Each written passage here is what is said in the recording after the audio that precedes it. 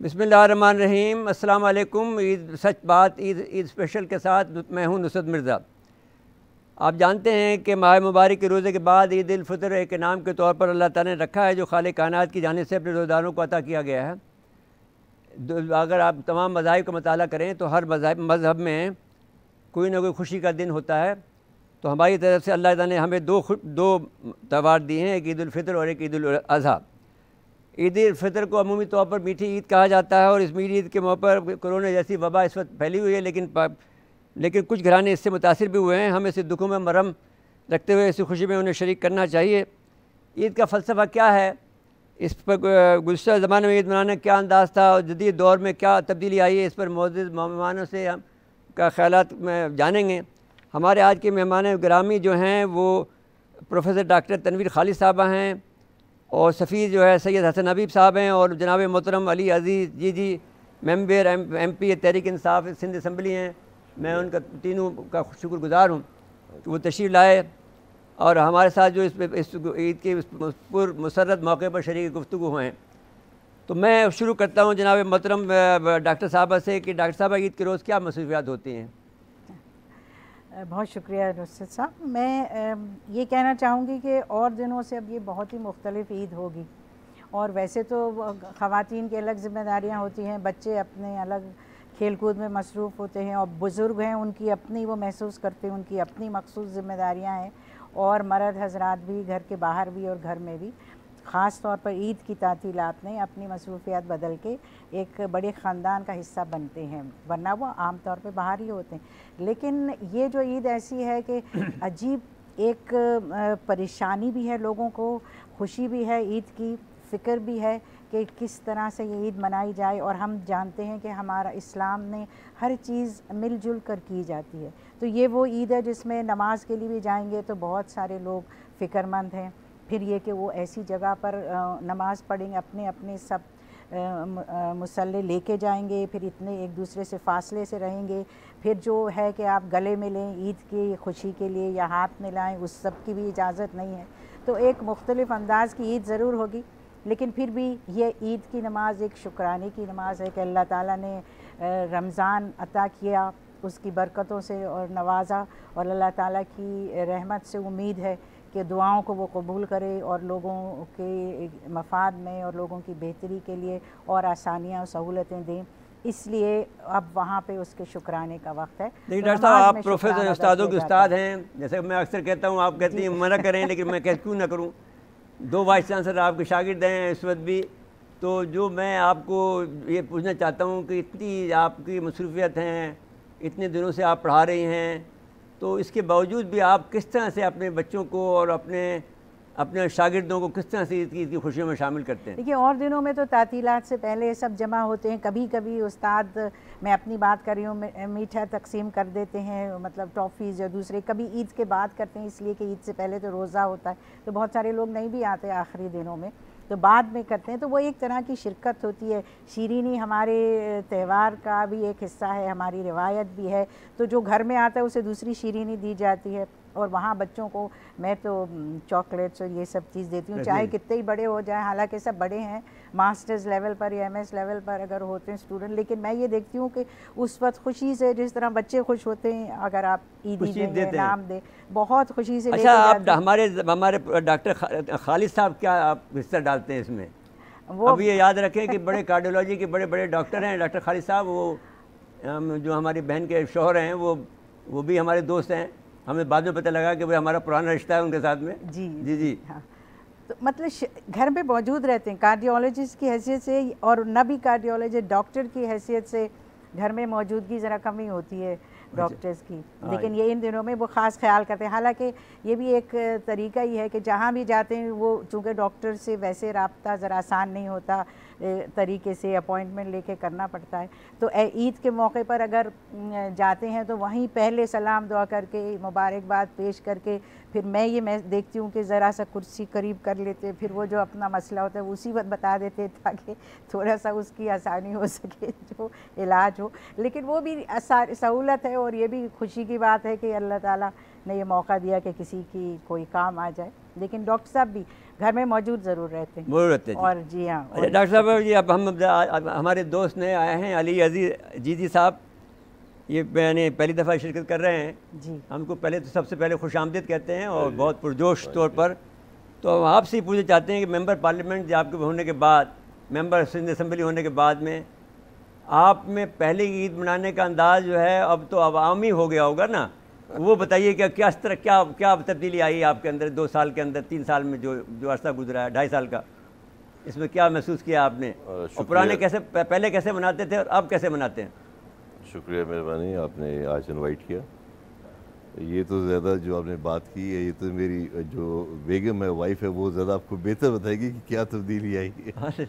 नहीं, वो तो आपका देखिए अवामी जब बनता है ना तो उसमें एक बहुत बड़ी तब्दीली आती है, वो उसका दायरा कार इतना वसी हो जाता है कि उसके बाद टाइम ही नहीं होता। जी, 3.25 साल में ज़ाहिर है ऑफकोर्स ईद की, जैसे बहन ने बताया कि ईद का ज़ाहिर ऑफकोर्स वो नमाज़ पढ़ते हैं, शीर खुरमा होता है, लेकिन उसके बाद फिर ज़ाहिर अब एरिया एक कॉन्स्टिट्यूंसी है, उसको पूरा देखना पड़ता है, ज़िंदगी है।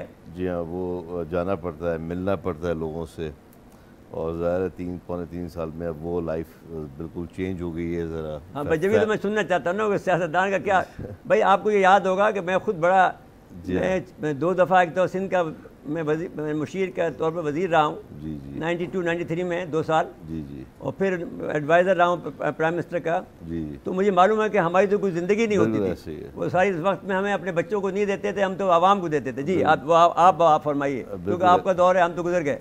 बिल्कुल ऐसे ही है, अभी भी जी रात को 12-1 बज जाता है, अपनी फैमिली लाइफ तो ऑफ कोर्स वो ख़त्म हो जाती है, उस तरीके से नहीं रहती है, लेकिन मेरी कोशिश होती है कि मैं कम से कम कॉल करता हूँ बच्चों को, वाइफ को, दिन में 3 दफ़ा 4 दफ़ा कॉल ज़रूर करता हूँ। मैं मौजूद हूँ, और स्पेशली अपने बच्चों को। हाँ जी, मैं क्योंकि एक आई बिलीव के पेरेंट्स के, वो अल्हम्दुलिल्लाह कि मेरी वाइफ भी बच्चों को देखती है, और एक बच्चों को देखना आज के दौर में बहुत इंपॉर्टेंट है, बहुत इंपॉर्टेंट, पे नज़र रखना, बगैर अगर बाप के बच्चे कंट्रोल नहीं होते, बहुत इंपॉर्टेंट है। तो बस ये सारी है कि लाइफ, इसमें कोई शक नहीं कि बड़ी मसरूफ़ हो गई है, उस तरीके से घर में टाइम नहीं दिया जाता, सुनने को भी मिलती है। हमने तो दोस्त देखा है भाई, हम तो हम मजाक करते थे दुनिया में हम तो लोग 24 घंटे होते हैं, हम तो 26 घंटे काम करते हैं, ज़ाहिर है वो सुनने को भी मिलती है बेगम से। फिर मैं कहता हूँ चलो अभी चलते, इससे अब क्या फ़ायदा जाने का, जब मैं बोल रही हूँ। मैंने कहा अच्छा चलो फिर तुम प्लान बना देना जिस दिन चलना होगा, खाने पे या डिनर पे कहीं भी, तो ये ऑफकोर्स एक चेंज आया है लाइफ में। नहीं, तो ईद के दिन बताइए ना, अब ईद के बाद, ईद के दिन भी जी, ईद के दिन ज़ाहिर है नमाज़ पढ़ने के बाद मैं पहले तो जाता हूँ अपनी वालदा के घर पे बच्चों के साथ, वहाँ पे जाके वही जो शीर खुरमा हमारा एक है ट्रेंड कल्चर हमारा, वो खाते हैं, और फिर वहाँ से आके घर में आता हूँ। घर पे आने के बाद फिर मैं अपना एरिया में निकल जाता हूँ, क्योंकि मेरी कॉन्स्टिट्यूंसी बहुत बड़ी। कॉन्स्टिट्यूंसी कहाँ है, कौन सी? मेरी कॉन्स्टिट्यूंसी जी PE स्विचेस ब्लॉक 6 से स्टार्ट होती है, महमूदाबाद से स्टार्ट होती है। अच्छा, आपका महमूदाबाद से होती है? और Mahmudabad block 6 PE switches, block 2, block 3 PE switches. अच्छा, ये सारा block 6 Sindhi Muslim block A B, फिर खुदादत कॉलोनी, लाइन्स एरिया, फिर कायद आज़म का मज़ार आता है उधर, फिर वो बहुत बड़ी कॉन्स्टिट्यूंसी भाई। फिर जी सोल्जर बाज़ार हो गया जो पारसी कॉलोनी तक जी। अच्छा, ये भी है। पीछे jail road, jail Jamshed road हो गया सारा, ठीक हो गया। तो this is one of the second largest constituency in Karachi. हाँ, तो बहुत बड़ी कॉन्स्टिट्यूंसी जी, बहुत बड़ी है जी, और पढ़े लिखोगे है तो हाँ, मेजॉरिटी माशाल्लाह पढ़े लिखे बहुत जी, तो ये बहुत बड़ी एरिया है। तो आप पहली मरतबा मुंतखब हुए हैं जी, पहली दफ़ा। कैसा लग रहा है आपको, बताइए? ऑफ कोर्स एक दायरे एक चीज़ चेंज है, और एक माशाल्लाह देखिए अच्छा भी लगता है, लेकिन हकीकत अफसोस इस बात का होता है कि जो बुनियादी चीज़ें हैं लोगों के पास, उससे वो चीज़ें बुनियादी आज 70-75 साल होने को हैं, हम अपने लोगों को बुनियादी चीज़ें नहीं प्रोवाइड कर सके। बड़ा अफसोस हो, बड़ा मतलब आप तो वैसे भी माइनॉरिटी में हैं यहाँ पर, देखिए, और मतलब आपकी अक्सरियत तो नहीं है, हुकूमत भी नहीं है आपकी, वो आपके साथ भी नहीं देती होगी, चाहे हुकूमत हो या ना हो। देखिए, हुकूमत तो हमारी फेडरल में भी आई है ना, मैं उसके बावजूद फेडरल की भी मैं बात कर लूँ, 70 साल या 75 साल, 73-74 साल हो गए, हम अपने लोगों को बुनियादी चीज़ें नहीं दे सके। हमारी पिछली गवर्नमेंट जो फेडरल गवर्नमेंट थी, वो उन्होंने क्या किया। अभी ये ईद का मौका है, मैं यहाँ पे कहना नहीं चाहता, बड़ी अच्छा नहीं लगता है, लेकिन अफसोस होता है। आप यकीन करें, दिल के आंसू होता है जब इंसान आप जाते हैं, जब हालात देखते हैं, क्योंकि मेरे भी कुछ एरिया ऐसे हैं मेरे पास जब मैं वहाँ जाता हूँ पानी की लाइन में गटर का पानी लाइन मिक्स है, पूछने वाला कोई नहीं है, देखने वाला कोई नहीं है। कुछ भी नहीं है, स्कूलों का हाल नाम की कोई चीज़ नहीं। हम रोते हैं कि छोटे शहरों में सिंध के स्कूलों का हाल, मैं कहता हूँ कराची में गवर्नमेंट के स्कूलों का हाल आप देखें क्या हाल है। बच्चियों के पास बड़े यहाँ पे गवर्नमेंट स्कूल, यहाँ बाथरूम नहीं है, स्कूल ही नहीं है, डेस्क नहीं है जिस पे वो डेस्क पे बैठे, बेंच, रोड नहीं है, इंफ्रास्ट्रक्चर तबाह है हमारे पूरे कराची के। नाज़रीन किराम, यहाँ लेते हैं ब्रेक और ब्रेक के बाद हाजिर खिदमत होते हैं। फिर अब आप क्या किस तरह से आपने गुजारा है, ये किस तरह जाते हैं? पहले जब ज़ाहिर है कि आपकी कॉन्स्टिट्यूंसी में बहुत सी अमवात होती हैं, आपके वर्कर्स को की, तो आप बिल्कुल जाना पड़ता है। मैं नमाज़ पढ़ता हूँ ईद की, फिर अम्मी के घर पर नमाज़ पढ़ के सबसे पहले मैं जाता हूँ कब्रिस्तान, मेरे वालिद साहब की कब्र है वहाँ पे। मैं और मेरे जो हमारे जो और रिश्तेदार हैं, ताया वगैरह, ताई दादी, उनकी कब्र पे जाता हूँ, वहाँ फातिहा पढ़ता हूँ। वहाँ से फिर अपनी वालदा के घर पे आता हूँ, अपनी वालदा के घर पे बैठ के आधा घंटा बैठता हूँ। वहाँ से फिर मैं अपने घर आता हूँ, फिर वहाँ बैठ के थोड़ा सा फिर ऑफकोर्स फिर एरिया में निकलता हूँ। फिर क्योंकि बहुत बड़ी मेरी कॉन्स्टिट्यूंसी है, थोड़ा टाइम जिन लोगों से मिलता हूँ मैं जाके, तो इस तरीके से सारा दिन निकल जाता है। फिर अगले दिन फिर यही रूटीन मेरी होती है वापस। कुछ लोग फिर आपके पास आते हैं? जी आते हैं, वो फिर मेरे ऑफिस में आते हैं। मेरा ऑफिस है PECHS में, मैंने अपना मेरा MP ऑफिस है। अच्छा जी। मैं ऑफिस में बैठता हूँ रोज़ाना, जब से इलेक्शन हुआ है आज में। जी ब्लॉक 2 PECHS तारिक रोड पे है मेरा MP ऑफिस। तो Day 1 से मैंने बनाया हुआ है, लोगों की कंप्लेंट्स आती है, हम सुनते हैं, देखते हैं। ठीक हो गया। तो ये एक सियासतदान की ज़िंदगी नाज़रीन कर आपने देखी। अब मैं सफ़ीर साहब के पास आता हूँ। सफ़ीर साहब भी, उस्ताद साहब भी हैं। आप फरमाइए कि आप कैसे ईद मनाते हैं और किस तरह से आप, तो क्योंकि रशिया में भी रहे हैं, आप मोरक्को में रहे हैं, आप बहुत से इलाकों में रहे हैं, आप बताइए आपने वहाँ पर कैसे देखी और यहाँ क्या देखी, क्या फ़र्क देखा? बहुत शुक्रिया। देखिए, जो बाहर वाली ईद थी बतौर कौंसल जनरल या सफ़ीर, वो बिल्कुल डिफरेंट थी। नमाज हम पढ़ते थे जाके अमूमन कम्युनिटी के साथ जो लोकल थे, यानी जैसे चाइना में हम चाइनीज़ मस्जिद में जाते थे। और चाइना में कहाँ पर आप थे, कौन से जगह? मैं था चंगदू है ये, साउथ वेस्ट में, और वहाँ काफ़ी मुसलमान भी थे। तो एक बहुत बड़ी जामा मस्जिद थी, हम वहाँ चीनियों के साथ नमाज पढ़ते थे। उसके बाद वापस मैं शियान गया हूँ, शियान में भी बहुत मुसलमान हैं। हाँ, शियान में भी मुसलमान। तो उनको उसके बाद हम क्या करते थे कि वहाँ कोई 150-200 पाकिस्तानी स्टूडेंट्स थे, आमतौर पे मास्टर्स और PhD के। उनको हम सब ईद के को बुला लेते थे ईद के दिन अपने यहाँ। हाँ, और सारा स्टाफ। तो वो एक अच्छी तब्दीली हो जाती थी। 2-3-4 घंटे गुजर जाते थे, अमूमन लंच के लिए सब आ जाते थे नमाज पढ़ के। तो एक तरह से अच्छा होता था। यही हमने कोरिया में किया कि नमाज के बाद सबको बुला लेते थे घर। कोरिया में हमारे कितने पाकिस्तानी थे? वहाँ तो थोड़े थे, लेकिन वहाँ हम ये करते थे कि और मुसलमानों को भी बुला लेते थे। जैसे ईरानी एम्बेसी थी, सीरियन थी, और भी फ़लस्तीनी थे। तो जो मुसलमान थे, इजिप्शियंस थे, सबको हम बुला लेते। और एक तरह का ओपन हाउस होता था, टाइम फिक्स नहीं था। आप सुबह आ जाएं, दोपहर को आ जाएं, शाम तक टेबल लगा देते थे, हाँ, खाने की चीज़ें लगी होती थी। कोई आ रहा है, कोई जा रहा है। तो वो एक बिल्कुल डिफरेंट स्टाइल था। यहाँ आने के रिटायर होने के बाद ऑलमोस्ट क्वाइट हो गया। It is more of a family thing. जो मैंने सारी उम्र मिस किया था, वो अब मुझे फैमिली थिंग मिल रही है कि मैं नमाज़ पढ़ के जब हम आते हैं तो उसमें, जैसे इन्होंने बताया कि हम लोग पहले जाते हैं कब्रिस्तान वालिद की कब्र पे, बड़ी सिस्टर की कब्र पे। अली अजीज जी साहब हैं, उनको जी साहब बुला के बोले आप इनसे दोस्ती करें ना भाई, वैसी बात थोड़ी, अपने आदमी है। हाँ ना। तो वहाँ से फिर हम लोग एक घर में सब जमा हो जाते हैं, सारे भाई बहन एक साथ। जैसे कल के लिए हमने प्लान किया है 1 डिश पार्टी। हम लोग रहते भी करीब ही हैं, ज़्यादा दूर नहीं है, लेकिन डिफेंस में रहते हैं आप। तो बड़े लोग हैं ना भाई। हाँ, 2 कमरे का एक अपार्टमेंट है। वो बहुत डिफेंस में रहते हैं ना। We are there. डिफेंस में देखिए रहना बहुत अच्छी बात है, लेकिन जब हमने कराची शिफ्ट करने का प्लान किया था, अब्बा की जॉब तो इंटीरियर में थी, तो सबसे सस्ता प्लॉट फेज़ 5 DHA में था। ठीक है, बात ठीक है। तो हमने उसके बाद हल्के से उस पर घर बना लिया, कोई ज़्यादा एडवेंचर नहीं किया। तो फिर हम लोग सारे एक साथ बैठते हैं, और अमूमन पहले दिन हम लोग कहीं नहीं जाते, बाहर नहीं निकलते। जितने हमारे जानने वाले कज़न हैं वो उसी घर में आ जाते हैं जहाँ हम सब एक साथ होते हैं। सेकेंड डे फिर हम निकलते हैं, तो मेरे लिए एक कंपल्शन ये है कि मैं अपनी सास को सलाम करने जाता हूँ, जरूर जाना चाहिए। That is only my compulsion.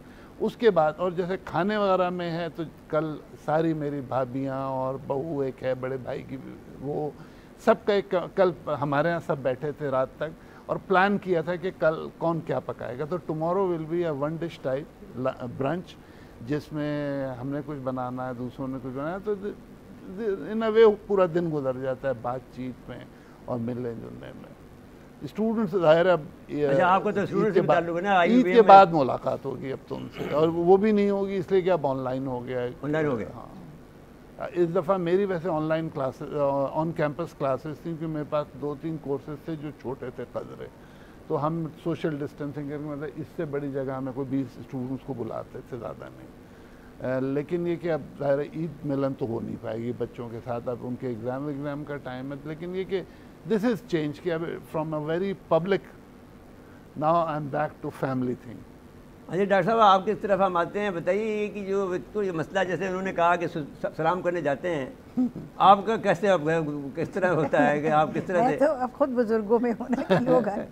अच्छा। लेकिन जब कम उम्री थी, जाहिर है, तो हम तो थे ही ससुराल में। अच्छा, तो फिर ये कि एक वालिदा वालिदैन के पास जाती थी, लेकिन ये कि वो हमेशा हमें बड़ों ने बताया कि तुम्हारी पहली जिम्मेदारी तुम्हारा घर है, तो पहले सुबह यहाँ रहेंगे, सब होगा, फिर रात को चले जाएंगे, अगर नहीं वक्त मिला मेहमानों की वजह से तो दूसरे दिन सुबह चले जाते। तो ये पाबंदी नहीं थी कि आज ही जाना है और इतने बजे ही जाना है। और मैं हसन साहब आपसे पूछना चाहूँगी कि आपने कहा गेट टुगेदर है कल, वन डिश, तो कैसे उस घर में सब डिस्टेंसिंग को आप मेंटेन करें? ये आज अब वाली ईद पहले, हाँ, कोविड की ईद कैसे मनाएगी अभी?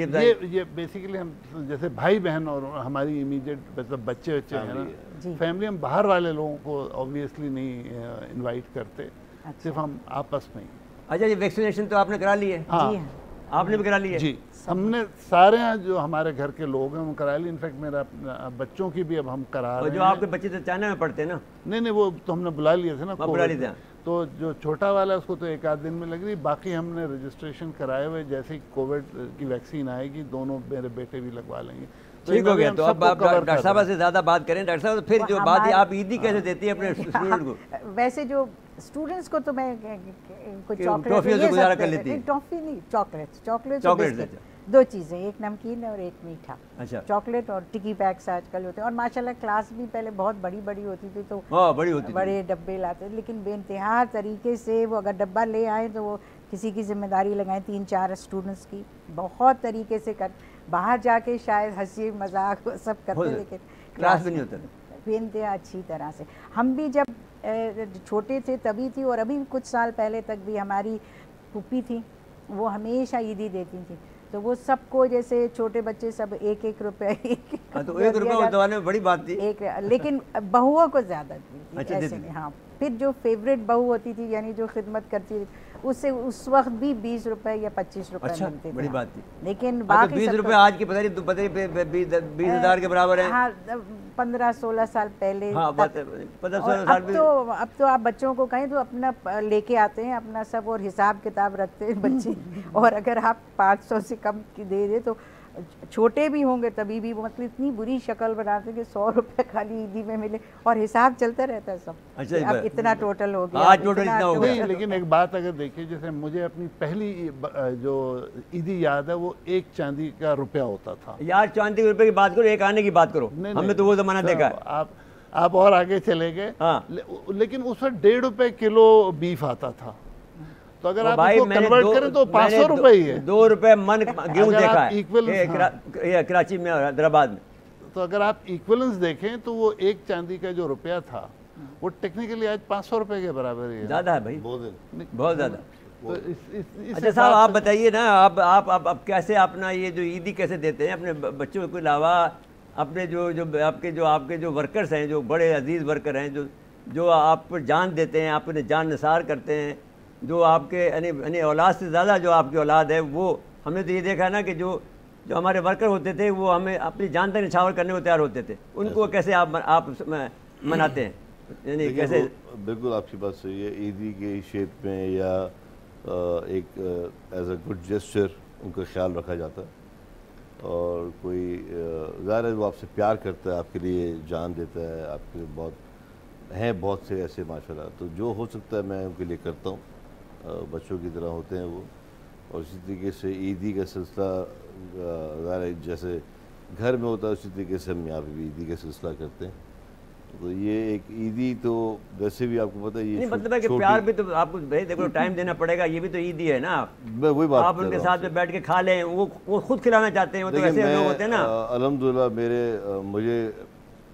मैंने कभी ऐसी कुछ हूँ नहीं इस टाइप का, मैं बड़ा फील्ड हूँ, मैं जिधर बैठते हैं मैं उधर ही बैठ जाता हूँ, तो वही सियासत तो यही होता है ना जी। मैं इसी तरह, मैं शुरू से ऐसे ही हूँ मैं, और जो मिला मैं अल्लाह ताला का शुक्र अदा करके खाता हूँ। कभी मैंने शुरू से मेरी नेचर है कि मैंने ये नहीं किया कि ये क्यों बनाया या इसमें नमक क्यों कम है, इसमें जो टिपिकल लोगों की आदत होती है, वो शादियों में भी जाते हैं, नहीं शादियों में भी लोग मैंने देखा है जाते हैं, शादियों में जाते हैं, खाना खाते हैं, उस पर भी तनकीद करते हैं कि यूं नहीं, वो तो वो विच इज मेरा वो नहीं, निशानी नहीं है, छोटे लोग ये बातें मैं कर सब सकते हैं। चीज़ें जो है कभी क्या बनाए क्या नहीं, मैं बस अल्लाह का शुक्र अदा किया और खा लिया, तो बस ये सिलसिला होता है सारा। नाज़रीन किराम, यहाँ लेते हैं ब्रेक और ब्रेक के बाद हाजिर खिदमत होते हैं। बताइए फिर आप तो किन किन मुल्कों में रहे, पहले तो ये बताइए, फिर उनके तरीके पर मैंने सर्विस ज्वाइन करने के बाद मैं चाइना रहा हूँ, मैंने चीनी ज़बान पढ़ी पहले 2 साल, फिर मैं चाइना में रहा 3 साल, उसके बाद इस्लामाबाद। तो आपको ज़िया-उल-हक से मचेटा हुआ जिसने कहा कि चीनी ज़बान पढ़ो? मुझे जरदारी साहब ने इनफैक्ट 2010 में कोई 20 मिनट पढ़ाया था चाइना की अहमियत। मैं उनसे मिलने गया था बिफोर गोइंग टू चाइना, तो उन्होंने बल्कि ये भी कहा था कि वो अपनी बेटी को भी चीनी पढ़ने के लिए भेजेंगे। तो ज़िया-उल-हक को तो चाइना से इम्पोर्टेंट थी, लेकिन हमारे यहाँ लीडरशिप जनरली प्रो चाइना होती है। हाँ, होती है। तो इसलिए हर आदमी आपको यही कहेगा कि वो चाइना की अहमियत है। फिर इस्लामाबाद में मैं चाइनीज़ डेस्क पे रहा, फिर मैंने ईरान किया, हॉलैंड और मोरक्को, फिर मैं वापस आया फॉरेन ऑफिस में, फिर उसके बाद जो मैं निकला तो मैं स्विट्ज़रलैंड, फिर चाइना में कौंसल जनरल और फिर सफ़ीर इसमें कोरिया में, नॉर्थ कोरिया में। तो अच्छा, नॉर्थ कोरिया की सूरत हाल बताएं, वहाँ तो मुसलमान नहीं होंगे? नहीं, वहाँ बहुत अच्छा था, बड़ा आपको नॉर्थ कोरिया का जो हम लोगों का सेटअप था वो वाकई जिसे आप कहते हैं ना इत्तेहाद बैनुल मुस्लिमीन था। अच्छा। वो मस्जिद जो थी हम जो यूज़ करते थे वो ईरानियन एम्बेसी में थी। अच्छा, ठीक है। और हमारे जो पेश नमाज थे वो इजिप्शियन था, तो हम सब उनके पीछे शिया सुन्नी वहाबी सब इजिप्शियन तरीके से नमाज पढ़ते थे। अच्छा। और बहुत ही मोहब्बत अलग तरीके से नमाज पढ़ते नहीं, मतलब वो ज़्यादा जैसे कि हार्डकोर इस्लाम है ना, जो ज़्यादा प्योर। अच्छा। हाँ, और खुतबा भी अरबी में होता था कि इंग्लिश में हमने कई दफ़ा दरख्वास्त की, लेकिन होता नहीं था। फिर ईद की नमाज पे वो करते थे, बल्कि एक दफ़ा हम लोगों ने क्या कुछ इख्तिलाफ हो गया चाँद पे, जो अरब थे सारे वो कह रहे थे कि अरबी दिन को फॉलो करें। मैंने कहा नहीं, हम जोग्राफिकल एरिया मलेशिया बनता है, मलेशिया के चांद को हम फॉलो करेंगे। तो उस दफ़ा 2 ईदें हो गई। तो ईरानी से जब हमने पूछा जो मुतवल्ली था मस्जिद का, तो उसने कहा भाई मैं तो मुतवल्ली हूँ, आप 4 दफ़ा पढ़ने आएंगे, मैं 4 दफ़ा इंतज़ाम करूँगा, चारों के साथ पढ़ूँगा। तो वहाँ हम लोगों का सेटअप बहुत अच्छा था। नमाज के बाद फिर हम लोग सब घुल मिल जाते थे। हाँ, बड़ी नई बात बता रहे हैं आप, वैसे हमने कभी सुनी नहीं। नहीं, बिल्कुल वो था। और हम लोग जो था हमेशा ये कि फिर मैंने ये शुरू कराया कि इस्लामी मुल्क के सारे जो 10 के करीब हम लोग थे, तो हम लोग फिर एक रिसेप्शन अरेंज करते थे। पहले तो सिर्फ डिप्लोमेटिक कोर का 1 साल किया, फिर अगले साल ये ख्याल आया कि नहीं कोरियंस को भी बुलाएं। अच्छा, ये बताइए आपका दौर जब जरदारी साहब थे तो उस ज़माने में जो बेनज़ीर साहबा का दौर था, यूँ बेनज़ीर साहब पहले जब मैं था चाइना में तब था, सेकंड टाइम तो जब हमारा जब ये इनके साथ में जब ये ताल्लुकात बढ़े नॉर्थ कोरिया के साथ में मिसाइल के हवाले से, तो उसमें फिर आपको कुछ पता नहीं है क्या हुआ? नहीं, देखिए हम लोगों के इनके साथ जो था वो ज़्यादा थ्रेटिकल बेसिस था। हमारा प्रोग्राम जो था वो वेस्टर्न ओरिएंटेड था। हाँ, ठीक है बात। तो बेसिक फ़िलासफ़ी जो थी या जो टेक्निकलिटीज़ थी वो हम शेयर कर लेते होंगे, लेकिन 2006 के बाद से हमारे एक्सचेंजेस रुक गए। जब ज़्यादा प्रेशर आया नॉर्थ कोरिया पे, तो फिर हमारे जो फिज़िकल एक्सचेंजेस मिसाइल पे या उस पर कहीं नज़र नहीं आते। हाँ, बेनज़ीर के दौर पे शुरू हुआ था। इल्ज़ाम है वो सब समझे प्री 2000। तो मुझसे कई दफ़ा बेनज़ीर साहब ने ये बात कही कि भाई हमारे ताल्लुकात उनसे अच्छे हैं, और कई दफ़ा बात कहा डॉक्टर साहब आप आ जाएँ फिर, क्योंकि हम तो सियासत के भूल जाते हैं, सियासी आदमी हैं। सियासत के बगैर आजकल नहीं, लेकिन नहीं, आज रोकना पड़ेगा, ईद के मामला है। तो आप फरमाएं कि फिर जो अब जब आप तो दादी और नानी सब बन चुकी होंगी जी, तो बताइए अब क्या उनको किस तरह से आप ईद मनाएं? दादी के लिए तो बहुत छोटे हैं अभी। अच्छा, 6 महीने के, उनको तो नहीं पता। हाँ, लेकिन बहू की तो बेटियों से ज़्यादा बहू का ख्याल बहुत ज़्यादा है ना। हाँ, तो बहू तो माशाल्लाह। बहू को क्या देती हैं आप ईद पर? मैं उनके कपड़े बनाती हूँ। अच्छा। और ईदी हमारे हस्बैंड देते। वो पहली ईद पे जैसे कुछ गोल्ड का, फिर बच्चा होता है तो बीबी, और यूँ करके। तो लेकिन ये सब चीज़ें तो करनी होती। और बेटियों को जोड़े तो ज़रूर बनाती हूँ, बहू की तरह ही उनके लिए। लेकिन ये कि उनकी फिर चूँकि नवासियाँ भी हैं तो उनको तो फिर पैसे ही देते हैं सब, नवासियों को तो भाई ज़्यादा बड़ी, तो ज़्यादा नहीं। और आजकल माशाल्लाह इतनी घूम चुके हैं सब जगह पे, तो आप कुछ भी दें बच्चों को तो वो उनके पास है, ये भी उनके पास है। मैं कभी पूछती भी आपको कुछ चाहिए, नहीं कुछ नहीं चाहिए नानो, इसलिए कि सब चीज़ तो है। तो फिर आखिर पैसे ही दे देते हैं कि पैसे पे गुजारा, कि जो फिर वो काउंटिंग करते हैं कि आज हिसाब लगा दे कितने पैसे हो गए आज जमा। फिर वो अपने फ्रेंड्स के साथ बाहर चले गए, कुछ कर लिया, वो वाली चीज़ हो जाती है। लेकिन हमारी तरफ से हम क्या चीज़ दें, माशाल्लाह हर चीज़ मौजूद है। माशाल्लाह वैसे आपकी फैमिली बड़ी वेल टू डू है और बहुत ज़्यादा आप बड़े ओहदों पर फाइज हैं, नहीं। और तो एक अलग बात है आपकी फैमिली का। बच्चों ने भी देखी हुई, इतने दूसरे ममालिक सब, तो कोई ऐसी खास अहमियत नहीं होती उनकी। हाँ, लेकिन जो गरीब गुरबा हैं उनके साथ में कैसे क्या होता होगा? उनके तो हमारी नवासी जो एक यहाँ, एक चली गई ऑक्सफोर्ड पढ़ने के लिए अंडर ग्रेड्स में, और एक ये यहाँ पे, वो पूरे रमज़ान और उससे पहले भी गाड़ी में उनकी अम्मी चीज़ें बना के दे देती थी, और वो पीछे अम्मी बैठती थी, आगे वो बैठती थी, और ड्राइवर होता था। वो रास्ते भर जो कोई ऐसे लोग बैठे हैं, प्यासे हैं, खाने को वैसे भी अगर खड़े हैं बस स्टॉप पे, तो वो सब वो डब्बे बांटती जाती थी, बोतलें देती जाती थी ड्रिंक्स की, और ये सब ये वो करती। और फिर उनके साथ भी उनके फ्रेंड्स के पेरेंट्स वो सब भी शामिल हो गए कि वो भी कंट्रीब्यूट करते हैं। तो फिर बड़ी चीज़ें भी जैसे बिरयानी, उसकी पैकेटिंग भी सब हो जाती है, तो एक एक डिब्बा दे दिया, बस जाना पड़ता है इलाकों में। हाँ बड़ी ठीक बात। वो सब। हाँ, तो आप बताइए साहब, आप जरा आप जब सियासत में हैं तो आप जब स्लम एरिया में जाते हैं, आपके तो बहुत स्लम एरियाज़ हैं ना जी, PCHS में काफ़ी है, बस 2-3 एरिया हैं। महमूदाबाद नहीं, महमूदाबाद के अलावा भी, क्योंकि वो एंड बॉर्डर लगता है ना मुझे। हाँ जी हाँ, महमूदाबाद के अलावा जो आप PCHS ब्लॉक 6 में भी तो आप गरीब, क्या नाम है, गरीबाबाद नाम है, क्या नाम है उसका? तो वो भी वहाँ भी जाते हैं? जी हाँ, मैं हर जगह जहाँ छोटा टाइम हर जगह देता हुआ फिर जाता हूँ, क्योंकि एरिया बहुत बड़ा है मेरा। बहुत बड़ा एरिया है जी, तो मैं हर जगह। हाँ, तो 2 दिन में तो कवर नहीं होता होगा? नहीं, मैं कवर कर लेता हूँ 2 दिन में, कर लेते हैं? हाँ कर लेता हूँ कवर, क्योंकि एरिया बहुत बड़ा है ना, तो बहुत बड़ा है। हाँ जी हाँ, छोटा टाइम दे के हम कवर कर जाते हैं। एक सवाल करना है थोड़ा सा, आपके इलाके में एक कुछ सरकारी क्वार्टर्स भी हैं जी, आपकी कॉन्स्टिट्यूंसी में, जी, तो उसके हक़ मिल्कियत का जो मामला था वो किस मामले मरहले पर? इसमें देखिए, ये जमशेद क्वार्टर की आप बात कर रहे हैं, जी। वहाँ पे हमारी क्योंकि मैं उस कमेटी में भी हूँ और हमारा एक और MPA हैं, वो भी उस कमेटी में, क्योंकि ज़्यादा वो उनके एरिया में लगता है। इसमें गवर्नर हाउस पे हमारी 4-5 मीटिंग्स हो चुकी हुई हैं। इसमें प्रेसिडेंट साहब भी इन्वॉल्व हैं। अच्छा, उनका भी ज़ाहिर है क्या ताल्लुक है? नहीं, उनका ताल्लुक तो नहीं है, लेकिन बीइंग अ प्रेसिडेंट उनको वो भी इन्वॉल्व है, और गवर्नर साहब भी इन्वॉल्व हैं। इसमें आबाद के जो चेयरमैन थे पहले, वो आबाद को भी हमने ऑन बोर्ड किया हुआ है। इसमें काफ़ी हद तक काम हो चुका हुआ है, क्योंकि वो जगह बहुत बड़ी है। हाँ। तो उसमें ये प्लानिंग की गई है कि जो कुछ जगह को डिमोलिश फिलहाल करके वहाँ पे जो कुछ हाई राइज बना दिया जाए। हाई राइज तो नहीं बना सकते वहाँ पे, क्योंकि ड्यू टू कायदे आज़म की वजह से रिस्ट्रिक्शंस हैं वहाँ पे एक सर्टन किलोमीटर के ऊपर। तो वहाँ पे आई थिंक ग्राउंड +4 या 5 बनाया जा रहा है, और उनके हिसाब से उन्हीं को जो लोग वहाँ पे हैं, क्योंकि वहाँ पे बहुत सी प्रॉब्लम ये आ रही है कि जैसे पहले अगर मैं रहता था तो मैं बेच के चला गया, किसी और को दे दिया मैंने। हाँ, ये इस तरह के बड़े इश्यूज आ रहे हैं। साहब, आपको आप मैसेज देना चाहती हैं, फरमाइए।